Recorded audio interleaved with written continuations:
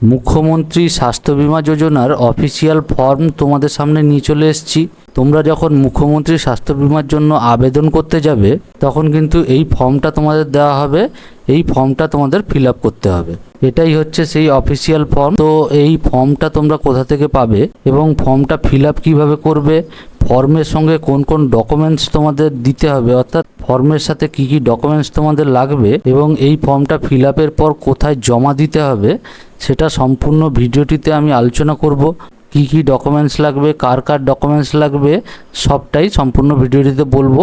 এর জন্য সম্পূর্ণ ভিডিওটা দেখতে থাকো।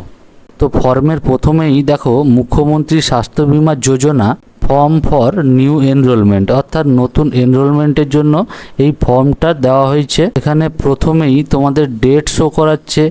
ডেট এখানে কি দেবে, যবে ফর্মটা ফিল আপ করবে সেই ডেট এখানে দেবে, মান্থের জায়গায় মান্থ দেবে এবং ইয়ারের জায়গায় সালটা বসিয়ে দেবে।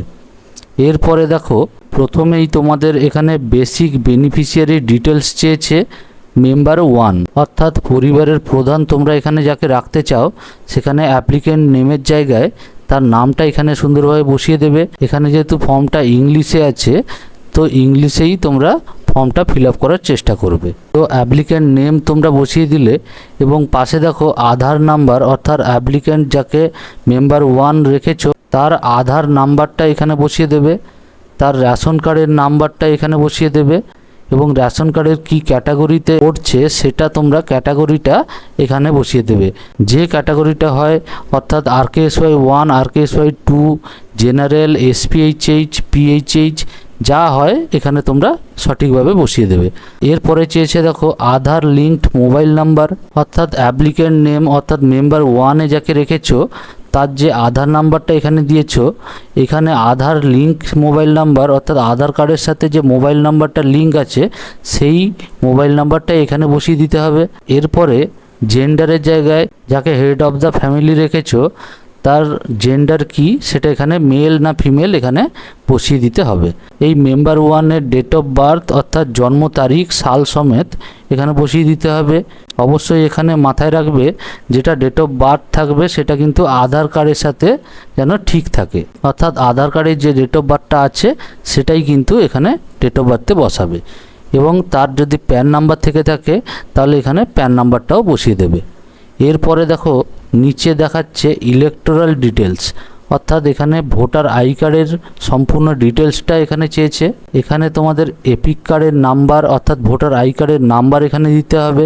এরপরে এসি নাম্বার মানে অ্যাসেম্বলি কনস্টিটিউয়েন্সি নাম্বার একটা আছে, ওটা তোমাদের বসাতে হবে। এটা কোথা থেকে পাবে এক্ষুনি বলবো।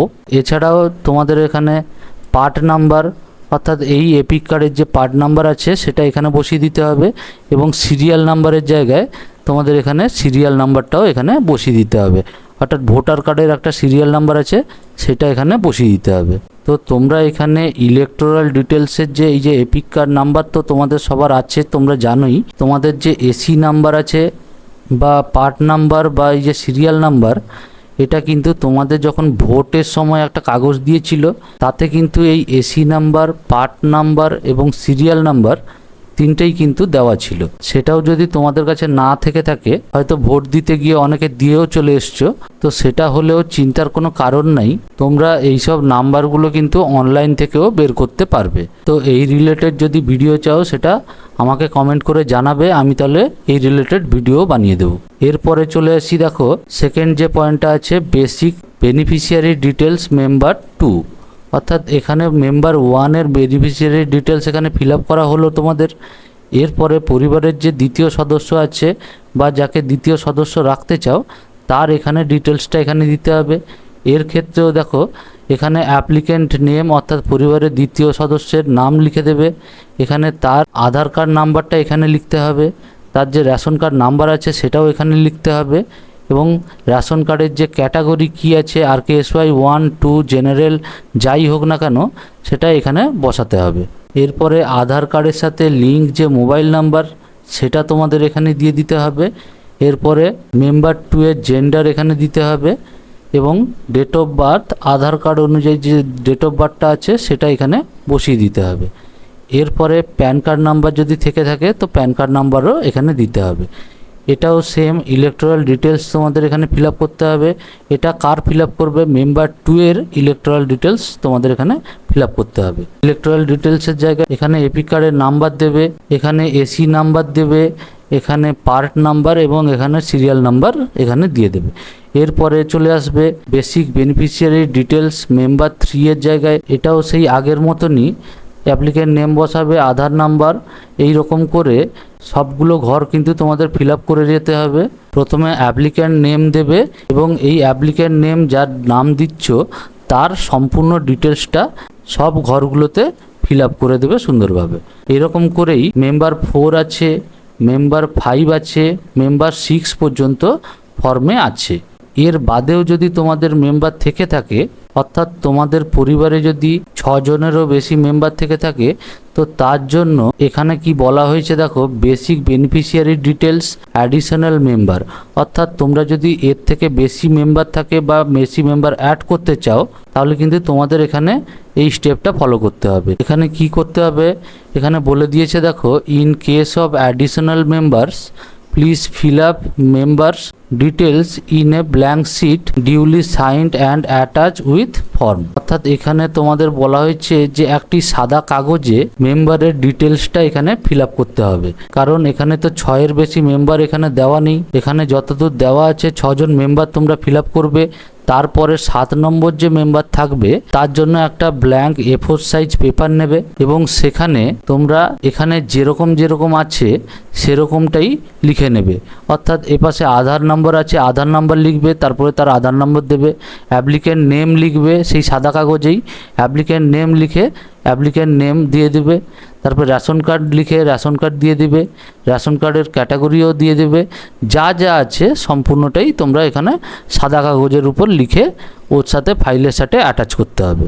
তাহলে এটা বোঝা গেল, যদি এক্সট্রা মেম্বার থেকে থাকে তাহলে এক্সট্রা মেম্বারটা সাদা কাগজে লিখে তোমাদের ওখানে ফাইলের সাথে অ্যাটাচ করে দিতে হবে। এরপরে দেখো চলে আসি ফ্যামিলি ডিটেলস। ফ্যামিলি ডিটেলসে এখানে কি করতে হবে দেখো, full address, house number, street, village, word.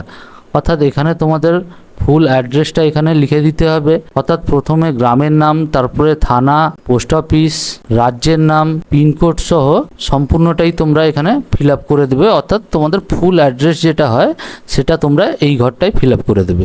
তারপরে নিচের ঘরে ডিস্ট্রিক্ট আছে, তো ডিস্ট্রিক্টটাও তোমরা এখানে তোমাদের ডিস্ট্রিক্টটা বসিয়ে দেবে। তোমাদের যে ব্লক আছে সেটা তোমরা ব্লকের জায়গায় বসিয়ে দেবে। গ্রাম পঞ্চায়েত বা ওয়ার্ড কি আছে সেটা এখানে বসিয়ে দেবে। অর্থাৎ তোমরা যদি গ্রামে থাকো তোমাদের গ্রাম পঞ্চায়েত থাকবে এবং শহরে থাকলে তোমাদের ওয়ার্ড থাকবে, তো ওয়ার্ড বা গ্রাম পঞ্চায়েত যা আছে এখানে তোমরা বসিয়ে দেবে। এবং এখানে দেখো ফ্যামিলি হেড নেম, অর্থাৎ এখানে ফ্যামিলির যে হেড যাকে রাখতে চাইছো তার নামটা এখানে বসিয়ে দেবে। অর্থাৎ এইখানে যে নামটা বসাবে তার আন্ডারেই কিন্তু তোমরা এই মুখ্যমন্ত্রী স্বাস্থ্য বীমা যোজনার সুবিধাটা পাবে। এরপরেই দেখো টোটাল ফ্যামিলি মেম্বার, অর্থাৎ তোমাদের এই যে লিস্টটা ফিল আপ করে এসছো এতক্ষণ ধরে, তো উপরে কতজনের ফিল আপ করেছো বা কতজন মেম্বারের ফিল আপ করেছো সেটা এখানে বসিয়ে দেবে। এরপরে SS URN নম্বর 17 ডিজিট। অর্থাৎ এখানে কি বলতে চেয়েছে, SS URN নম্বর বলতে এখানে স্বাস্থ্যসাথী কার্ডের যে নাম্বার ছিল সেইটা এই ঘরটায় লিখে দিতে হবে।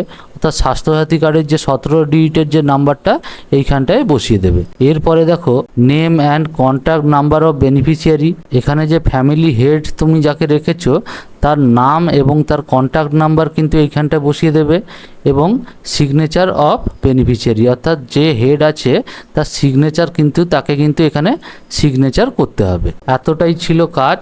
অর্থাৎ মুখ্যমন্ত্রী স্বাস্থ্য বীমার জন্য যে আবেদন করার জন্য যে ফর্মটা ছিল সেটা কিন্তু তোমরা অলরেডি এখানে দেখে নিলে। অর্থাৎ এতটাই কিন্তু ফর্মটা ফিল আপ করার ছিল।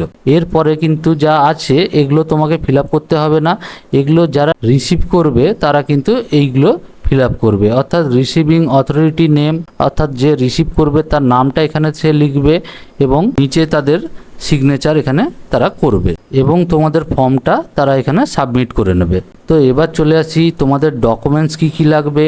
অর্থাৎ এতগুলো যে ফর্ম ফিল আপ তোমরা করলে, তো এর জন্য ডকুমেন্টস কি অ্যাটাচ করতে হবে তোমাদের এখানে সেটা বলে দিই। ডকুমেন্টস এখানে তোমাদের যেটা লাগছে সেটা হচ্ছে Aadhaar card, voter card, ration card, PAN card এবং স্বাস্থ্যসাথী কার্ড। অর্থাৎ আধার কার্ডের একটা জেরক্স দেবে, ভোটার কার্ডের একটা জেরক্স দেবে, রেশন কার্ডের একটা জেরক্স দেবে, প্যান কার্ড যদি দিয়ে থাকো তাহলে প্যান কার্ডের একটা জেরক্স দেবে এবং স্বাস্থ্যসাথী কার্ড যেটা নাম্বার দিলে সেটার একটা জেরক্স দেবে। এই যে ডকুমেন্টসগুলোর কথা বললাম সেটা কিন্তু তোমাদের এই যে মেম্বার 1 যাকে রেখেছো বা মেম্বার 2 যাকে রেখেছো অর্থাৎ ফ্যামিলি মেম্বার যতজনই আছে সবার কিন্তু এই ডকুমেন্টসগুলো লাগবে।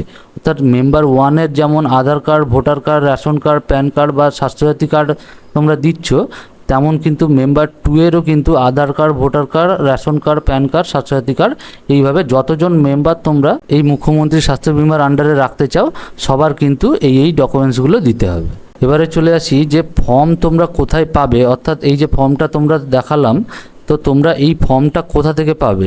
তো বর্তমানে কিন্তু অনলাইনে মুখ্যমন্ত্রী স্বাস্থ্য বিমার যে যোজনা তার অফিসিয়াল ওয়েবসাইটটা শো করছে, কিন্তু বর্তমানে কিন্তু আবেদন নেওয়া এখনও শুরু হয়নি। এবং এই যে ফর্মটা তোমরা এখানে স্ক্রিনে দেখতে পাচ্ছ যেটা তোমাদের ফিল আপ করা দেখালাম, সেটা কিন্তু আমি একটা জায়গা থেকে সংগ্রহ করেছি, অর্থাৎ আমাকে একজন দিয়েছে। এক্ষেত্রে কিন্তু প্রত্যেক জায়গায় কিন্তু এই ফর্মটা বিলি হচ্ছে না এখনো পর্যন্ত। তো ফর্মটা বিলি কবে থেকে শুরু হবে এক্ষেত্রে আমি জানিয়ে রাখি যে আমাদের মাননীয় মুখ্যমন্ত্রী শুভেন্দু অধিকারী কিন্তু জানিয়েছিলেন এই মুখ্যমন্ত্রী স্বাস্থ্য বীমা যোজনার অ্যাপ্লিকেশনটা শুরু হবে। তো যখন এই মুখ্যমন্ত্রী স্বাস্থ্য বীমা যোজনার অ্যাপ্লিকেশনটা নেওয়া শুরু হবে তখন নিশ্চয়ই তোমরা জানতে পেরে যাবে এবং প্রতিটা ব্লকে ব্লকে বা মিউনিসিপ্যালিটিতে কিন্তু তখন ফর্মটা চলে আসবে, অর্থাৎ ফর্ম বিলি করা শুরু হবে। তখন কিন্তু আপনাদের যে এলাকা বা আপনাদের যে ব্লকে জনকল্যাণ শিবির হবে সেখানে কিন্তু এই ফর্মটা আপনাকে দেওয়া হবে। তখন এই ফর্মটা এইভাবে আমি যেভাবে দেখিয়ে দিলাম এইভাবে ফিল আপ করে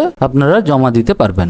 তো আশা করি সম্পূর্ণ বুঝাতে পেরেছি যে সম্পূর্ণ ফর্মটা কিভাবে ফিল আপ করতে হবে, ফর্মের সাথে কি কি ডকুমেন্টস এখানে লাগছে বা কি কি ডকুমেন্টস এখানে অ্যাটাচ করে দিতে হবে। তো ভিডিওটি দেখে যদি বুঝতে অসুবিধা হয় তো ভিডিওটি আরেকবার দেখে নেবে।